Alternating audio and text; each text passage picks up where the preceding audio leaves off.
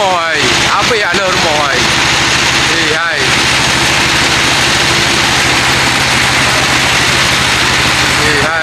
Hai. Yang ada rumah. Yang mana dah cukup pegang, yang baik-baik pegut.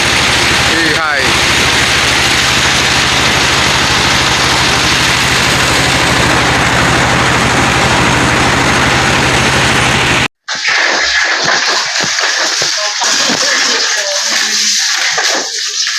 Bila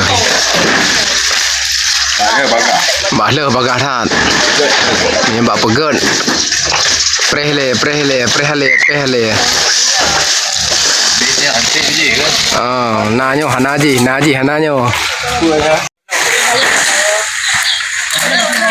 Pembongkaran rumah. Tidak layak huni. Rumah zaman.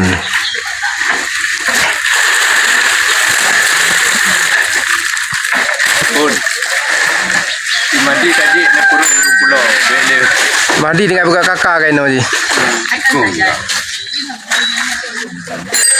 kakak no mampu mengurus dia. Dia wah dia masalah aja ni. Ada rumah ada pulau. Ni ngono beli aja. Masalah itu ya. Ya.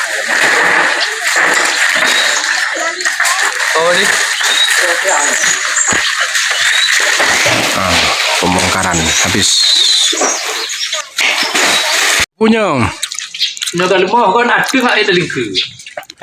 Tapu hak ele ya. Betul? Jangan nak kira ele. Nya kena awak bandaceh tekak ada wakak mata ah. Mesti merata. Bila Posisi tengah istirahat no. Tengah jeb ia kopi. Ia bawa timun dingin. nak jauh. Hai. Untuk parang kan. Nak rumah. Kerja gede ya rumah. Rumah baru ilah kan. Lama pegah ya kamu. 20% ni. Di Bandung ke? Cara merobohkan tiang rumah Aceh pakai tali. Ya. Baru. Cara merobohkan. Beginilah caranya. Pakai tali dua sisi ya. Untuk tidak jatuh. Okey.